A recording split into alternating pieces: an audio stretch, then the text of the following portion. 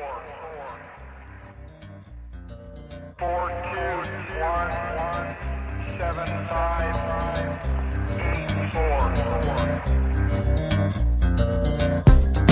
city lights are twinkling, and the stars have all come out. Been sitting here for hours and hours, trying to figure it out. Thank you, everyone, for joining me for another episode of The Verge Podcast. I am your host, Virgil Edwards. Today is November 21st, 2018. As always, the goal of The Verge Podcast is to keep you from the brink of ignorance and on the verge of intelligence as it comes to the politics that affects us all in America today. I know what you're thinking looking at the title of this podcast. Nuking Second Amendment supporters and breastfeeding Boondoggle. Just two completely just off the wall, complete different subject matters.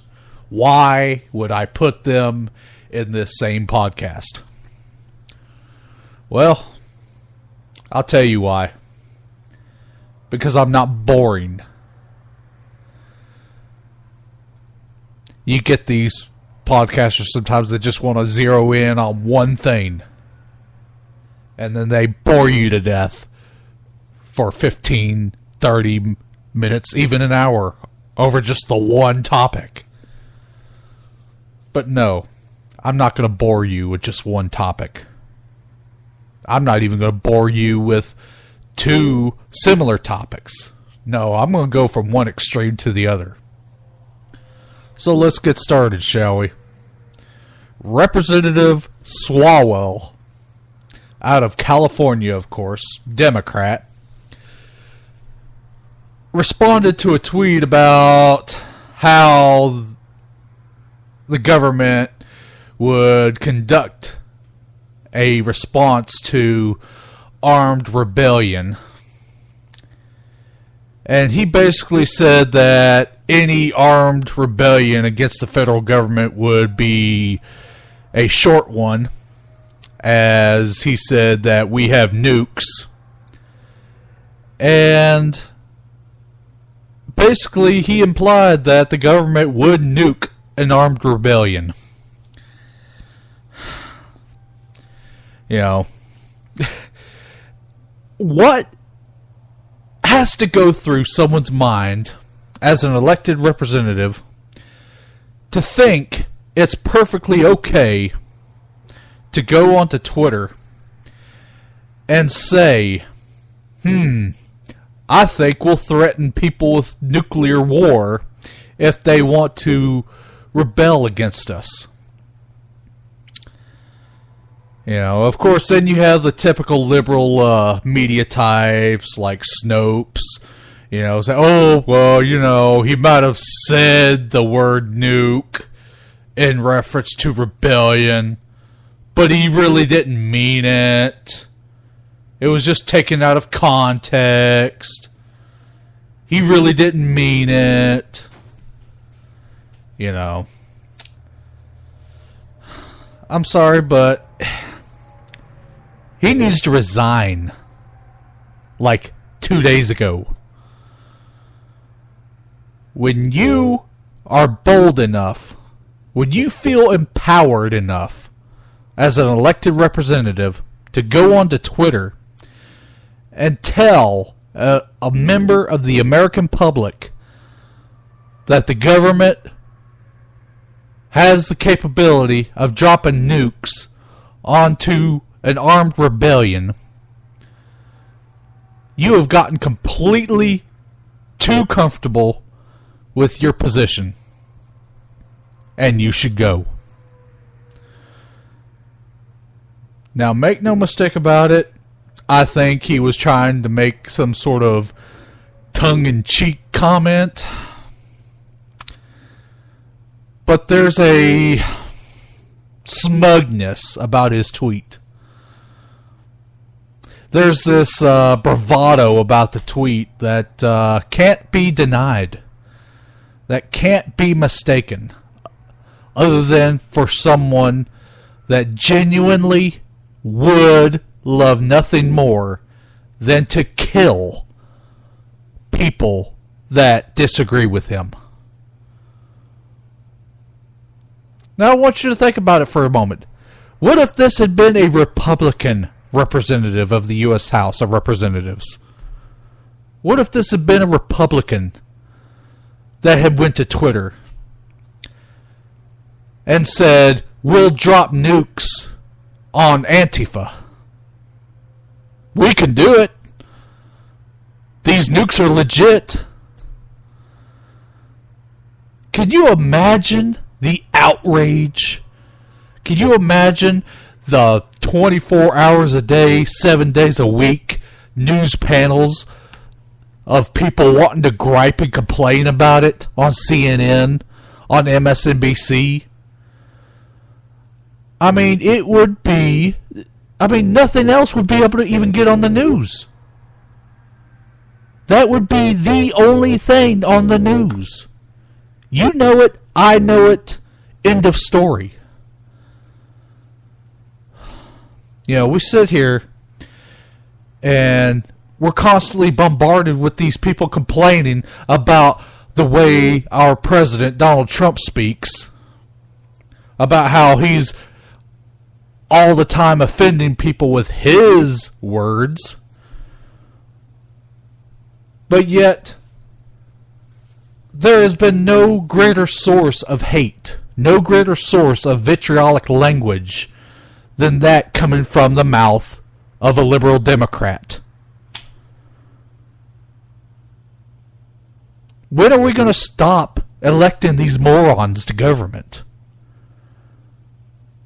I mean, this person should have never come close to feeling comfortable enough to send that tweet. The fact that he felt comfortable enough to send that tweet is proof enough that he needs to go. He must go. You know, let's talk about breastfeeding in public. You know, in Louisville, Kentucky, in the St. Matthews area, this mother was at a Texas Roadhouse. And she was sitting, I guess, in her chair or in a booth. I don't know what, but she had her infant with her. And she decided to whip out her breast. And apparently these were very large breasts. And she decided to feed her child right then and there in the restaurant. Now, I want to just say this right now. I don't have a problem with it whatsoever. It's a natural thing. Babies should be breastfed when possible. But at the same time, I think there's a certain measure of discretion that should take place, you know. Maybe instead of just whipping out your entire breast for everyone to see, maybe you use some sort of covering. You know, just something so that you're not blatantly causing a scene, which apparently this woman did, and is now looking to financially cash in on it. So this woman whipped out her breast and is feeding her baby, and apparently staff members of the Texas Roadhouse asked her to cover up. And apparently that's when all the big fuss was started. And now there's a lawsuit. Of course there is. People want to try to litigate everything and try to collect off of every offense. But here's the issue for me. To me, this is more of an issue of private property rights. because this woman was not outside in public. It is against the law in the state of Kentucky to discriminate against women breastfeeding their babies. We need to once and for all define what is private and what is public. Are you in public when you are inside of a private restaurant? Do you expect to have your constitutional rights intact when you are at a Texas Roadhouse eating? My opinion on it is no. You have zero constitutional rights while you are inside of someone else's private establishment. People, when they go inside a restaurant or other place of business that is a completely private establishment, you should treat that as if you were walking inside the owner's own home.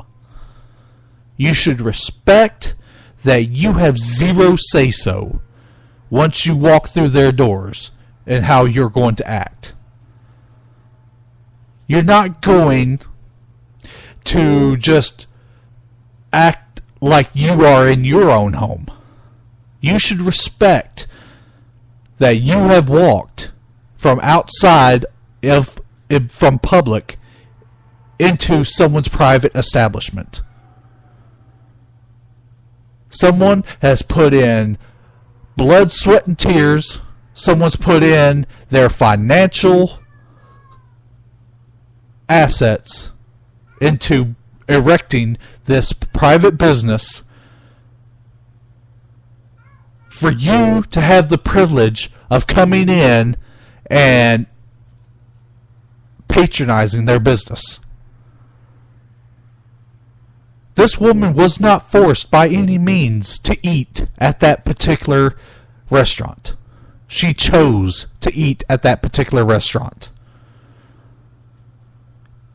If Texas Roadhouse wants to have a policy against breastfeeding in their establishment, then that should be their full right.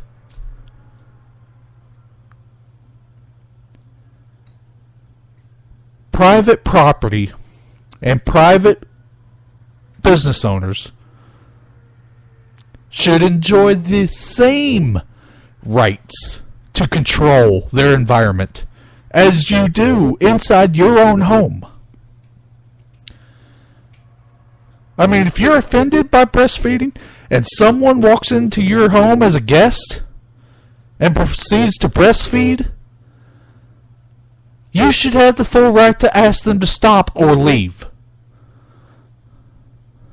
It should be no different for a private business and a private business owner to set limits, to set their own rules of conduct for patrons.